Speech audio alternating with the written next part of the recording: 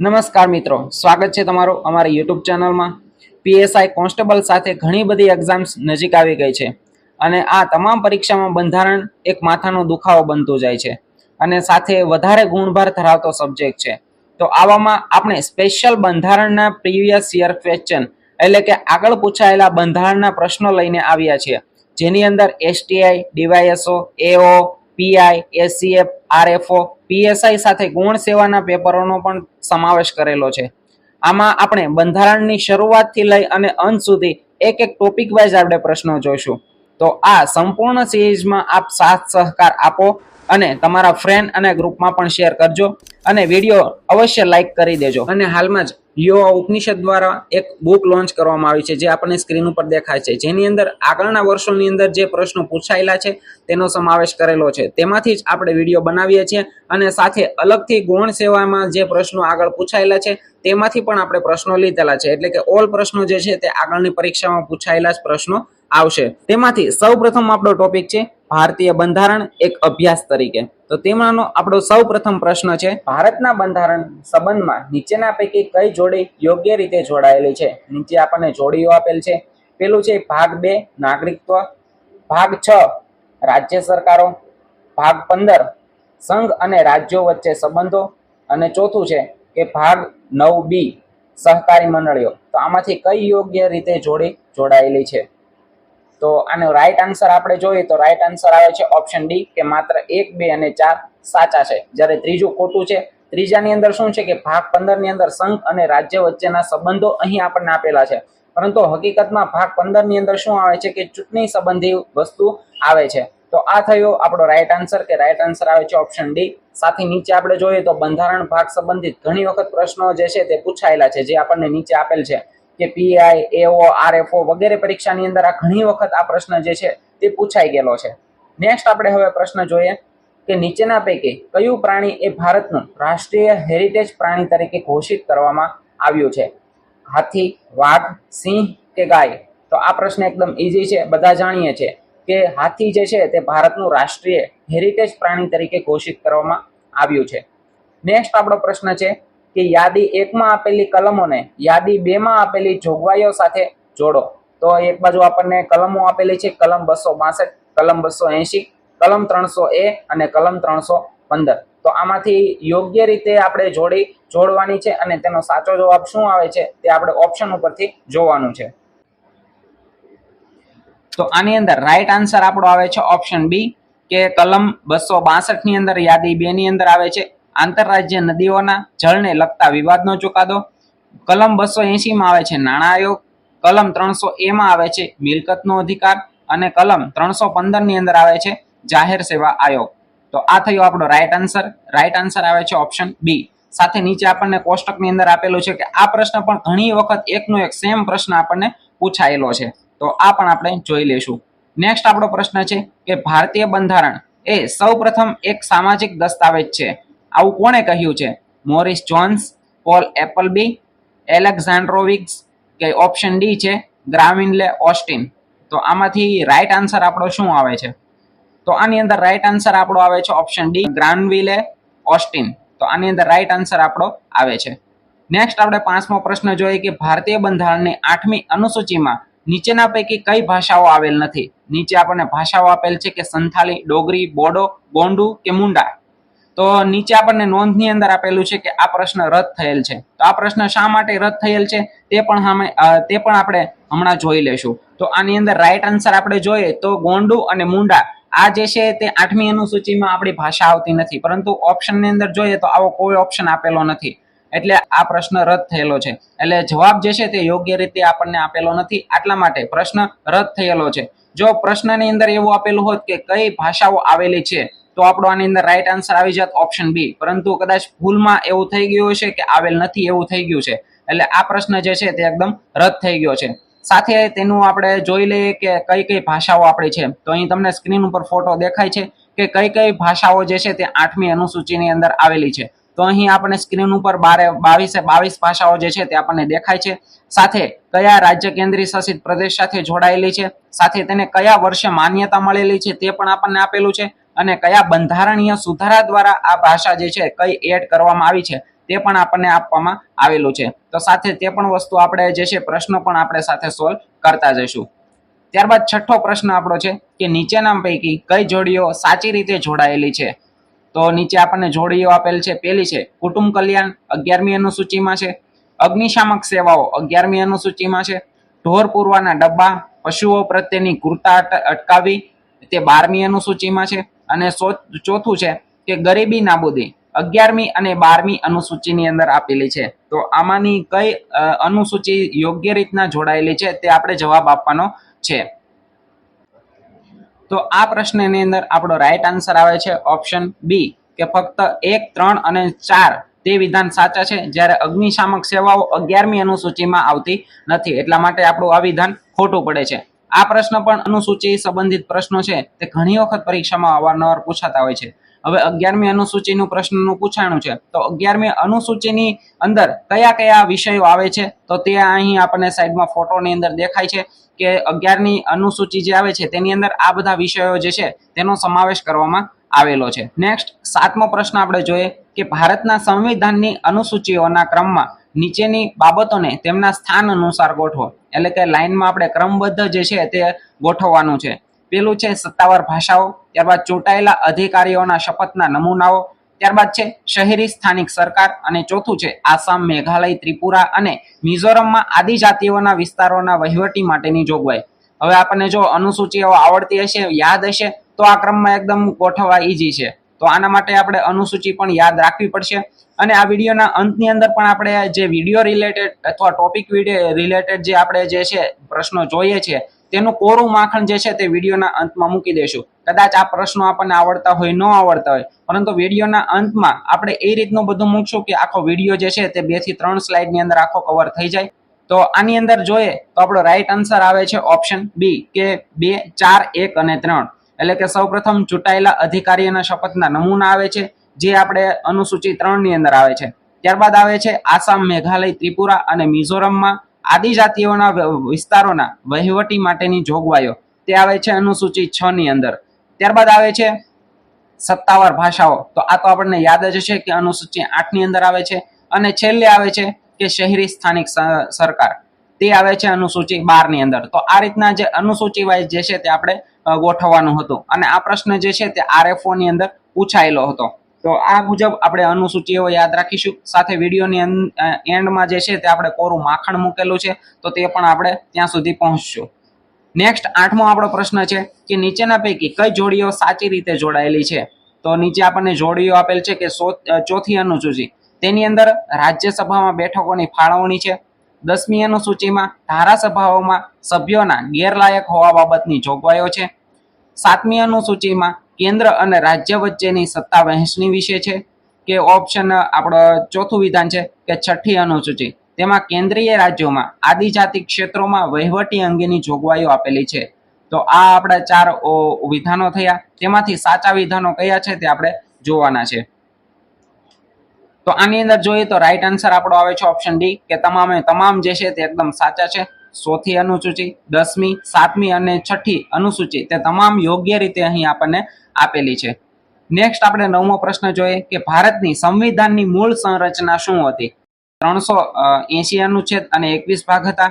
395 અનુચ્છેદ અને 22 ભાગ હતા. 400 અનુચ્છેદ અને 18 ભાગ હતા કે 405 અનુચ્છેદ અને 20 ભાગ હતા. તો આ એકદમ પ્રશ્ન ઈઝી થયો. તો આની અંદર બધાને આવડતો જ છે. રાઈટ આન્સર આવે છે ઓપ્શન બી કે 395 અનુચ્છેદ હતા અને 22 ભાગ હતા. તો સાથે તમારે નીચે કોમેન્ટની અંદર જણાવવાનું છે કે હાલમાં ભારતની અંદર કેટલા અનુચ્છેદ અને કેટલા ભાગની અંદર જે છે તે આપણું બંધારણ એટલે કે સંવિધાન જે છે તે આપણે કોમેન્ટની અંદર જણાવવાનું છે કે હાલમાં કેટલા અનુચ્છેદ અને કેટલા ભાગ છે. નેક્સ્ટ આપણે 10મો પ્રશ્ન જોઈએ કે બંધારણની કઈ અનુસૂચિ ઘણા રાજ્યોમાં અનુસૂચિત વિસ્તારોના વહીવટ અને નિયમન માટેની ખાસ જોગવાઈને લગતી છે? તો આની અંદર આપણને આવડે છે. રાઈટ આન્સર આવે છે 5મી અનુસૂચિ. અને સાથે આની અંદર આપણે યાદ રાખવાનું છે કે આસામ, મેઘાલય, ત્રિપુરા વાળા જે હતા આદિજાતિઓ, તે વિસ્તારોના વહીવટ માટે આપણે 6ઠ્ઠી અનુસૂચિ આવે છે. પરંતુ આમાં ફક્ત આપણને કહે કે ઘણા રાજ્યોમાં અનુસૂચિત વિસ્તારોના વહીવટ માટે અને નિયમન માટે તો 5મી અનુસૂચિ આવે છે. તો આ શબ્દો જે છે તે પણ આપણે ખાસ પકડશું. ત્યારબાદ 11મો પ્રશ્ન છે કે નીચેનામાંથી કયો અધિનિયમ પ્રથમ વખત સમવાય લાક્ષણિકતાઓ નિર્ધારિત કરે છે? તો ભારત સરકારનો 1909, 1919, 1935 કે 1947 નો અધિનિયમ. તો આની અંદર આપણો રાઈટ આન્સર આવે છે ઓપ્શન સી કે ભારત સરકારનો અધિનિયમ 1935 છે તે પ્રથમ વખત સમવાય લાક્ષણિકતાઓ નિર્ધારિત કરે છે. અને આને લગતા પ્રશ્નો જે છે તે સેમ ટુ સેમ આ પ્રશ્નો જે છે ઘણી વખત પૂછાયેલો છે. નીચે આપણને આપેલું છે એઓ, એસટીઆઈ જેવા પેપરની અંદર પણ આ પ્રશ્ન પૂછાયેલો છે. પ્રશ્ન જોઈએ કે ભારત સરકારના અધિનિયમ 1935 વિશે નીચેના પૈકી કયું વિધાન સાચું છે? પેલું છે કે આ અધિનિયમે પ્રાંતોમાં દ્વિશાસન પ્રથા નાબૂદ કરી અને પ્રાંતીય સ્વાયત્તતા દાખલ કરી હતી. બીજું છે આ અધિનિયમ કેન્દ્રમાં દ્વિશાસન પ્રથા અપનાવવાની જોગવાઈ પૂરી કરે છે. ઓપ્શન સી છે એ બી બંને સાચા છે કે એ બી બંને ખોટા છે? તો આની અંદર આપણે જોઈએ તો આપણો રાઈટ આન્સર આવે છે ઓપ્શન સી કે એ અને બી બંને વિધાનો એકદમ સાચા છે. જો આપણને થોડીક વધારે સ્પીડ લાગતી હોય તો આપણે વિડીયો સ્ટોપ કરી અને આપણે જાતે જવાબ આપવાનો પ્રયત્ન કરીશું. ત્યારબાદ આપણે વિડીયો પ્લે કરીને જવાબ આપણે જોઈ લેશું. નેક્સ્ટ 14મો આપણો પ્રશ્ન છે કે 1927માં રચાયેલા સાયમન કમિશનની ભલામણો નીચેના પૈકી કઈ હતી? તેમાંની પહેલી છે કે ભારતનું બંધારણ એક તંત્રાત્મક સ્વરૂપનું હોવું જોઈએ. બીજું છે કે અલગ મતદાર મંડળો નાબૂદ કરવા જોઈએ. ત્રીજું છે વિધાનસભાઓની ચૂંટણી સાર્વત્રિક પુખ્ત મતાધિકાર આધારે થવી જોઈએ. અને ચોથું છે કે પ્રાંતીય સરકારોએ નાણાકીય સત્તાઓ સ્થાનિક સંસ્થાઓને સોંપવી જોઈએ. તો આ 4 ભલામણો તેની હતી. તો આમાંથી કઈ ભલામણ જે છે તે સાચી છે તે આપણે જણાવવાનું છે. તો નીચે આપણને ઓપ્શન આપેલા છે તેમાંથી આપણો સાચો જવાબ આવે છે ઓપ્શન ડી કે ઉપરોક્ત પૈકી એક પણ ભલામણ તેની હતી નહીં. તો આપણે જોઈએ કે આ જે સાયમન કમિશન હતી તેની મુખ્ય ભલામણો કઈ કઈ હતી? તો અહીં આપણને આપેલું છે તેમાંની પ્રથમ ભલામણ છે કે સશક્ત સંઘની સ્થાપના. બીજું છે પ્રાંતોમાં દ્વિજ શાસન પ્રણાલીનો અંત લાવી તેમનો સ્વાયત્ત જાહેર કરવામાં આવે. અને ત્રીજી ભલામણ હતી કે સાંપ્રદાયિક ચૂંટણી વ્યવસ્થાને જાળવી રાખવી. તો આ જે 1927માં સાયમન કમિશન આવ્યું હતું તેની આ મુખ્ય ભલામણો હતી. તો પ્રશ્ન તો આપણે જોઈએ તેને સાથે સોલ્વ પણ આપણે કરી લીધો. અને સાથે જો વિડીયો તમને ગમતો હોય તો વિડીયોને એક લાઈક કરી દેજો અને તમારા મિત્રો તમારા ગ્રુપમાં પણ શેર અવશ્ય કરી જ દેજો. નેક્સ્ટ આપણો 15મો પ્રશ્ન છે કે ભારત સરકાર અધિનિયમ 1919 વિશે નીચેના પૈકી કયું વિધાન સત્ય નથી? તો અહીં આપણને પૂછેલું છે કે કયું વિધાન સત્ય નથી. તો આ આપણે ખાસ યાદ રાખીશું કે પાછળ સત્ય લખેલું છે કે નથી લખેલું. તો તેમાંની પ્રથમ છે કે તેનાથી પ્રાંતો પર કેન્દ્રીય નિયંત્રણ હળવું થયું. બીજું છે કારોબારી પરિષદમાં પ્રથમ વખત ભારતીય સંગઠનનું પૂરું પાડવામાં આવ્યું. ત્રીજું છે દેશમાં સૌ પ્રથમ વખત દ્વિગૃહવાદ અને પ્રત્યક્ષ ચૂંટણી દાખલ કરવામાં આવી. ચોથું છે સત્તાને સમવાય સૂચિ, પ્રાંતીય સૂચિ અને સમવર્તી સૂચિમાં વહેંચવામાં આવી. તો આમાંથી રાઈટ આન્સર આપણે આપવાનો છે કે આની અંદર કયું વિધાન સત્ય નથી? તો આની અંદર જોઈએ તો રાઈટ આન્સર આપણો આવે છે ઓપ્શન બી કે બીજું અને ચોથું વિધાન આપણું સત્ય નથી. તો પહેલું અને ત્રીજું વિધાન સત્ય છે. કયું વિધાન છે? તો પહેલું છે કે તેનાથી પ્રાંતો પર કેન્દ્રીય નિયંત્રણ હળવું થયું હતું. અને બીજું છે કે દેશમાં સૌ પ્રથમ વખત દ્વિગૃહવાદ અને પ્રત્યક્ષ ચૂંટણી દાખલ કરવામાં આવી હતી. તો આ બંને વિધાનો આપણે અહીં યાદ રાખવાના છે. નેક્સ્ટ આપણો પ્રશ્ન છે નીચેના પૈકી કયા અધિનિયમે કેન્દ્ર અને ઘટકો વચ્ચેની સત્તાઓને સંઘ સૂચિ, પ્રાંતીય સૂચિ અને સમવર્તી સૂચિમાં વિભાજિત કર્યા હતા? તો નીચે આપણને અલગ અલગ અધિનિયમો આપેલા છે. તો તેમાંથી આપણો રાઈટ આન્સર આવે છે ઓપ્શન ડી કે ગવર્મેન્ટ ઓફ ઇન્ડિયા એક્ટ 1935 એટલે કે ભારતીય અધિનિયમ 1935 જે છે તેમાંથી જે છે તે સત્તાઓને સંઘ સૂચિ, પ્રાંતીય સૂચિ અને સમવર્તી સૂચિમાં વિભાજિત કરવામાં આવ્યું હતું. ત્યારબાદનો પ્રશ્ન છે કે ભારત સરકાર અધિનિયમ 1935 બાબતે નીચેના પૈકી કયા વિધાનો સાચા છે? તો નીચે આપણને વિધાન આપેલા છે. પ્રથમ વિધાન છે આ અધિનિયમે 11 પ્રાંતો પૈકી 6 પ્રાંતોમાં દ્વિસંગીકરણ દાખલ કર્યું. બીજું છે આ અધિનિયમ કચડાયેલા વર્ગો માટે અલગ મતદાર મંડળો અન્વયે કોમી પ્રતિનિધિત્વનો સિદ્ધાંત લાગુ કર્યો. અને ત્રીજું છે કે આ અધિનિયમે રિઝર્વ બેંક ઓફ ઇન્ડિયાની સ્થાપનાની જોગવાઈ કરી હતી.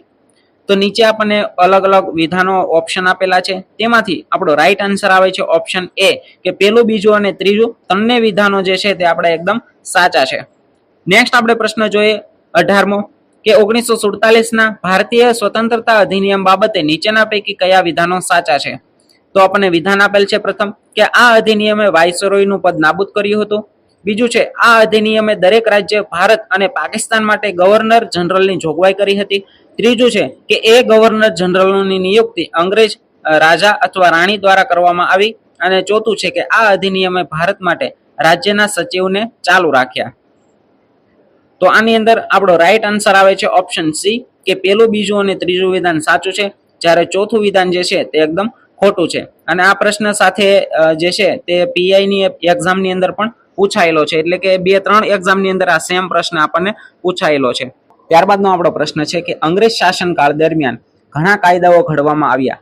તો નીચેના પૈકી ભારતમાં કયા કાયદાનો હેતુ સંસદીય વહીવટી તંત્રની શરૂઆત કરવાનો હતો? The regulating act 1773, the charter act 1793, the charter act 1853 કે ધ ઇન્ડિયન કાઉન્સિલ એક્ટ 1861.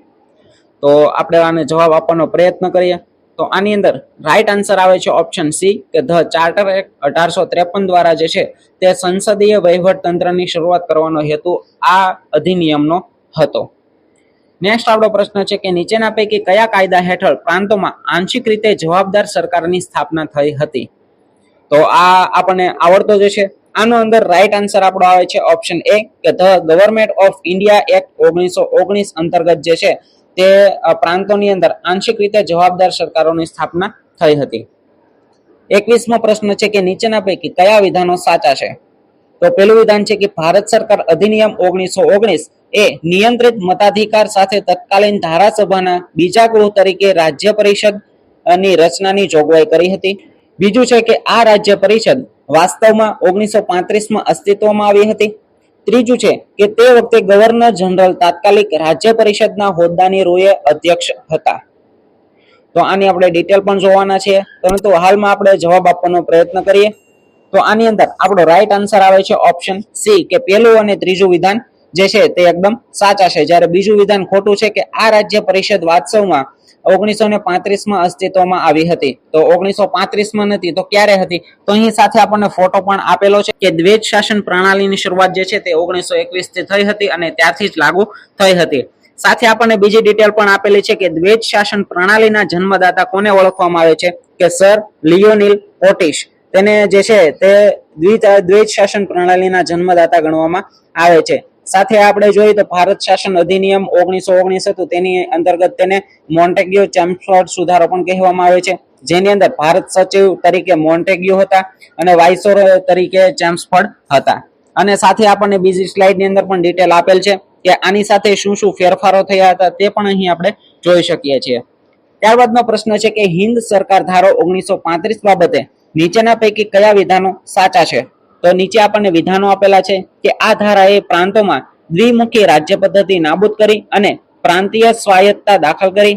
બીજું છે કે આ ધારાને રાજ્યપાલને પ્રાંતીય ધારાસભાને જવાબદાર મંત્રીઓની સલાહ અનુસાર કાર્ય કરવાનું પણ ઠેરવ્યું. ત્રીજું છે આ ધારાસભાએ તમામ 11 પ્રાંતોમાં દ્વિગૃહી પ્રથા દાખલ કરી. અને ચોથું છે કે અનુસૂચિત જાતિ, સ્ત્રીઓ અને કામદારો માટે અલગ મતદાર મંડળો પૂરા પાડી તેમણે કોમી પ્રતિનિધિત્વનો સિદ્ધાંત વિસ્તૃત કર્યો હતો. તો આની અંદર આપણો રાઈટ આન્સર શું આવે છે? તો આની અંદર આપણો રાઈટ આન્સર આવે છે ઓપ્શન બી કે પહેલું, બીજું અને ચોથું વિધાન સાચું છે, જ્યારે ત્રીજું વિધાન આપણું એકદમ ખોટું પડે છે. તો સાથે આપણે ફરીથી વિધાન પણ આપણે પોતાની જાતે આપણે વાંચી લેશું. ત્યારબાદનો પ્રશ્ન છે કે નીચેના પૈકી કયું વિધાન અથવા વિધાનો સત્ય છે? તો આમાંથી સાચા વિધાનો આપણે જણાવવાના છે. તો પેલું છે કે ભારત સરકાર અધિનિયમ 1919 અંતર્ગત ભારતનું વિધાન મંડળ વધુ પ્રતિનિધિત્વ વાળું અને સૌપ્રથમ દ્વિગૃહી બનાવવામાં આવ્યું. બીજું છે કે ભારત સરકાર અધિનિયમ 1935 એ પ્રાંતો તથા ભારતીય રાજ્યોને એકમ તરીકે ગણી એક સંઘનું સૂચન કરેલ છે. સી છે કે બંને એ અને બી બંને વિધાનો સાચા છે, કે ઓપ્શન ડી બંને વિધાનો ખોટા છે? તો આની અંદર આપણો રાઈટ આન્સર આવે છે જે ઓલ ઓવર કોમન જ હોય છે. સરકારી જવાબ આપણો આવે છે ઓપ્શન સી કે એ અને બી બંને વિધાનો એકદમ સાચા છે. ત્યારબાદનો એક હળવો પ્રશ્ન આવે છે કે નીચેના પૈકી કોણે ભારતમાં જિલ્લા કલેક્ટરની કચેરીનું નિર્માણ કર્યું હતું? લોર્ડ મેયો, લોર્ડ કોર્નવોલિસ, વોરન હેસ્ટિંગ કે બેન્ટિક? તો આની અંદર રાઈટ આન્સર આવે છે કે વોરન હેસ્ટિંગે જે છે તે ભારતમાં કલેક્ટરની કચેરીનું નિર્માણ કર્યું હતું. નેક્સ્ટ પ્રશ્ન આવે છે કે ભારત સરકાર અધિનિયમ 1935 ની નીચેના પૈકી કઈ વિશેષતાઓ હતી? તો પ્રથમ છે કે પ્રાંતોની કારોબારી સત્તા રાજ્યપાલને સોંપવામાં આવી હતી. બીજું છે કે પ્રાંતો અને કેન્દ્રમાં દ્વિમુખી રાજ્ય પદ્ધતિ નાબૂદ કરવામાં આવી હતી. ત્રીજું છે કે ધારાસભાનું કદ વધારવામાં આવ્યું હતું અને સાર્વત્રિક પુખ્ત મતાધિકારની જોગવાઈ કરવામાં આવી હતી. ચોથું વિધાન છે કે બ્રિટિશ ભારતીય પ્રદેશો અને રજવાડાઓ સાથેની એક અખિલ ભારતીય સંઘની જોગવાઈ હતી. તો આની અંદર આપણો રાઈટ આન્સર શું આવે છે તે આપણે વિચારવાનું છે. સાથે વિડીયો સ્ટોપ કરી અને આપણે નિરાતે એક વખત શાંતિથી વાંચી લેશું. ત્યારબાદ ફરીથી વિડીયો પ્લે કરી અને સાચો જવાબ છે કે નહીં તે આપણે જોઈ લેશું. તો આની અંદર આપણો સાચો જવાબ આવે છે ઓપ્શન સી કે પહેલું અને ચોથું વિધાન જે છે તે તેની વિશેષતાઓ હતી. કોની? ભારત સરકાર અધિનિયમ 1935 ની. તો આની અંદર રાઈટ આન્સર આપણે આવે છે ઓપ્શન સી. ત્યારબાદનો પ્રશ્ન છે કે ભારત સરકાર અધિનિયમ 1919 વિશે નીચેના પૈકી કયા વિધાનો સાચા છે? નીચે આપણને વિધાનો આપેલા છે કે આ અધિનિયમ 1919 માં ઘડવામાં આવ્યો હતો અને 1921 માં અસ્તિત્વમાં આવ્યો હતો. ત્યારબાદ બીજું છે કે તેના દ્વારા કેન્દ્ર અને પ્રાંતની બાબતો અલગ થવાથી પ્રાંતો ઉપર કેન્દ્રનું નિયંત્રણ હળવું થયું. ત્રીજું છે તેમ છતાં આ અધિનિયમે પ્રાંતીય સૂચિ વિશે કાયદા ઘડવા કેન્દ્રીય ધારાસભ્ય રજૂ પણ અધિકૃત કરી હતી. ચોથું છે કે આ અધિનિયમે પ્રાંતીય યાદી વિશે કાયદા ઘડવા માટે પ્રાંતીય ધારાસભાને અધિકૃત કરી ન હતી. તો આમાં કયા વિધાનો સાચા છે તે આપણે જવાબ આપવાનો છે. તો પહેલું વિધાન તો સાચું છે. આગળ જ હમણાં આપણે જોયું કે આ અધિનિયમ જે છે તે 1919 માં ઘડવામાં આવ્યો હતો અને 1921 માં અસ્તિત્વમાં આવ્યો હતો. તે આપણે હમણાં આગળ જ જોયું, એટલે પહેલું વિધાન સાચું છે. બીજું વિધાન પણ અહીં આપણું સાચું છે. ત્રીજું અને ચોથું વિધાન જે છે તે આપણું ખોટું પડે છે, એટલે આપણો રાઈટ આન્સર આવે છે ઓપ્શન સી. નેક્સ્ટ આપણો પ્રશ્ન છે 27મો કે 1773 ના નિયામક ધારા વિશે નીચેના પૈકી કયા વિધાનો સાચા છે તે આપણે જણાવવાના છે. આ ધારા દ્વારા સૌપ્રથમવાર ઈસ્ટ ઇન્ડિયા કંપનીના વહીવટ અને રાજકીય કાર્યોને સ્વીકૃતિ મળી. બીજું છે કે આ ધારા અંતર્ગત બંગાળ તથા મદ્રાસના ગવર્નરો બંગાળના ગવર્નર જનરલના તાબા હેઠળ મૂકવામાં આવ્યા. અને ત્રીજું છે કે આ ધારાએ ભારતમાં કેન્દ્રીય વહીવટનો પાયો નાખ્યો હતો. તો આની અંદર જોઈએ તો આપણો રાઈટ આન્સર આવે છે ઓપ્શન ડી કે પહેલું અને ત્રીજું વિધાન સાચું છે, જ્યારે બીજું વિધાન આપણું એકદમ ખોટું છે. આવા પ્રશ્નો પરીક્ષાની અંદર હવે આવનારી જે પરીક્ષા છે તેની અંદર આવા જ પ્રશ્નો પૂછાવાના છે. કદાચ તે ગૌણ સેવા હોય, કદાચ તે જીપીએસસી હોય કે XYZ ગમે તે એક્ઝામ હોય, આવા પ્રશ્નો આપણને પૂછાય છે તે આપણને ખબર છે. હાલમાં જ STI ની પરીક્ષા ગઈ છે તેની અંદર પણ આપણે જોયું જ છે કે આવા જ પ્રશ્નો જે છે તે ઓલમોસ્ટ પૂછાયા હતા. તેથી આવા પ્રશ્નોને ઇગ્નોર કરીને જો આપણે એમને વાંચશું કોમન પ્રશ્નો કે જે એકદમ વન લાઇનર તરીકે આપણે ઓળખીએ છીએ તેવા જ પ્રશ્નો સોલ્વ કરશું તો આગળ આપણે નહીં વધી શકીએ. કારણ કે નેક્સ્ટ ભરતી જે છે તે બધી જ ભરતીની અંદર આવા જ પ્રશ્નો આવવાના છે અને નેક્સ્ટ જે છે તે સ્પર્ધાત્મક દિવસે ને દિવસે વધતી જાય છે. તેથી આવા જ પ્રશ્નો જે છે તે જ લઈને સરકાર પણ ચાલશે. તેથી આવા પ્રશ્નો જે છે તે આપણે વધુમાં વધુ સોલ્વ કરી અને આપણો કન્સેપ્ટ જે છે તે આપણે ક્લિયર કરીશું. તો આવા પ્રશ્નો વધુમાં વધુ આપણે સોલ્વ કરતા રહીશું. નેક્સ્ટ આપણો પ્રશ્ન છે કે 1947 ના ભારત સ્વતંત્રતા અધિનિયમ વિશે નીચેના પૈકી કયા વિધાનો સાચા છે? તો અહીં આપણને વિધાનો આપેલા છે કે તેના દ્વારા વાયસરોયનું કાર્યાલય નાબૂદ થયું અને ગવર્નર જનરલોની જોગવાઈ કરી. બીજું છે કે ગવર્નર જનરલની નિમણૂક એ બ્રિટિશ રાજા દ્વારા સત્તાધારી મંત્રીમંડળના સલાહ સૂચન અનુસાર કરવામાં આવી હતી. ત્રીજું છે કે તે અધિનિયમે ભારતમાં રજવાડાઓને ભારત અથવા પાકિસ્તાનમાં જોડાવા માટેની સ્વતંત્રતા આપી હતી. ચોથું છે કે તે અધિનિયમ હેઠળ 1950 સુધી જાહેર સેવકો એટલે કે મુલકી કર્મચારીઓની નિમણૂક કરવાની ચાલુ રહી. તો આની અંદર સાચા વિધાનો કયા છે તે આપણે જણાવવાના છે. તો અહીં આપણો રાઈટ આન્સર આવે છે ઓપ્શન સી કે પહેલું, બીજું અને ત્રીજું વિધાન એકદમ સાચું છે, જ્યારે ચોથું વિધાન જે છે તે એકદમ ખોટું છે. નેક્સ્ટ આપણો પ્રશ્ન છે એકદમ સરળ છે, બધાને આવડી જાય છે કે નીચેની ઘટનાઓને કાળક્રમિક ક્રમમાં ગોઠવો. તો નીચે આપણને અલગ અલગ જે છે તે ચળવળો આપેલી છે, યોજનાઓ આપેલી છે, તેને ક્રમમાં આપણે ગોઠવવાની છે. જેમાં ક્રિપ્સ મિશન, હિંદ છોડો ચળવળ, માઉન્ટ બેટન યોજના અને હોમ રૂલ લીગ તે આપેલી છે, તેની લાઈનમાં આપણે ગોઠવવાની છે. તો આની અંદર લાઈનમાં આપણે ગોઠવી દીધું છે. તો આની અંદર રાઈટ આન્સર આપણો આવે છે ઓપ્શન ડી કે સૌપ્રથમ આવે છે હોમ રૂલ લીગ. તે ક્યારે આવે છે કે 1916 એપ્રિલ 1916 માં બેલગામમાં યોજાઈ હતી. ત્યારબાદ આવે છે ક્રિપ્સ મિશન, તે આવે છે 1942 માં એપ્રિલ 1942 માં થઈ હતી ક્રિપ્સ મિશન. ત્યારબાદ છે હિંદ છોડો ચળવળ, તે આવે છે 8 ઓગસ્ટ 1942, આપણને તારીખ પણ યાદ જ હશે. ત્યારબાદ આવે છે માઉન્ટ બેટન યોજના, જેને 3 જૂન યોજના તરીકે પણ ઓળખવામાં આવે છે, જે 1947 ની અંદર યોજના આવી હતી. એટલે આની અંદર ક્રમમાં ગોઠવીએ તો આપણો રાઈટ આન્સર આવે છે ઓપ્શન ડી, કે સૌપ્રથમ હોમ રૂલ લીગ, ત્યારબાદ ક્રિપ્સ મિશન, ત્યારબાદ આવે છે હિંદ છોડો ચળવળ અને માઉન્ટ બેટન યોજના. ત્યારબાદ 30મો આપણો પ્રશ્ન છે કે ગવર્મેન્ટ ઓફ ઇન્ડિયા એક્ટ 1858 ની જોગવાઈઓ બાબતે નીચેના પૈકી કયું વિધાન ખરું છે? તો જોઈએ આપણે. પહેલું છે કે બોર્ડ ઓફ કંટ્રોલ અને કોર્ટ ઓફ ડાયરેક્ટરની નાબૂદી દ્વારા બેવડી સરકાર પ્રથાનો અંત થયો. બીજું છે કે બંગાળ માટે નવીન વિધાન પરિષદોની રચના માટેની જોગવાઈઓ પણ કરવામાં આવી હતી. ઓપ્શન સી છે કે એ બી બંને સાચા છે, અને ઓપ્શન ડી છે કે બંનેમાંથી એક પણ વિધાનો સાચા નથી. તો આની અંદર જોઈએ તો આપણો રાઈટ આન્સર આવે છે ઓપ્શન એ, કે બોર્ડ ઓફ કંટ્રોલ અને કોર્ટ ઓફ ડાયરેક્ટરની નાબૂદી દ્વારા બેવડી સરકાર પ્રથાનો અંત થયો હતો. શેના દ્વારા? કે ગવર્મેન્ટ ઓફ ઇન્ડિયા એક્ટ 1858 ની જોગવાઈ દ્વારા. ત્યારબાદના હવે આપણા 1 થી 2 પ્રશ્નો અંતિમ રહ્યા છે. જોઈએ તેની અંદર શું આવે છે. તો 31મો પ્રશ્ન છે કે ગવર્મેન્ટ ઓફ ઇન્ડિયા એક્ટ 1935 બંધનનું એક નવીન ચાર્ટર છે એવું કોણે કહ્યું? તો આ જે સ્ટેટમેન્ટ છે તે કોણે કહેવામાં આવ્યું છે? કમા મુન્શી, BR આંબેડકર, પંડિત JL નહેરુ કે આઈવર જેનિંગ? તો આ સ્ટેટમેન્ટ જે છે તે કહેલું છે જવાહરલાલ નહેરુએ. તો અહીં આપણો રાઈટ આન્સર આવે છે ઓપ્શન બી. અને ત્યારબાદનો આપણો પ્રશ્ન છે કે ઇન્ડિયા ઇન્ડિપેન્ડન્સ એક્ટ કોના દ્વારા પસાર કરવામાં આવ્યો હતો? બ્રિટિશ સંસદ દ્વારા, લોકસભા દ્વારા, લોકસભા અને રાજ્યસભા બંને દ્વારા કે રાજ્યસભા દ્વારા? તો આની અંદર આપણે જાણીએ છીએ, આની અંદર રાઈટ આન્સર આવે છે બ્રિટિશ સંસદ, કારણ કે લોકસભા રાજ્યસભા તે સમય અસ્તિત્વમાં હતી જ નહીં, તો તે ક્યાંથી આવે? તો આની અંદર રાઈટ આન્સર આવે છે ઓપ્શન એ, કે બ્રિટિશ સંસદ દ્વારા જે છે તે ઇન્ડિયા ઇન્ડિપેન્ડન્સ એક્ટ જાહેર કરવામાં આવ્યો હતો.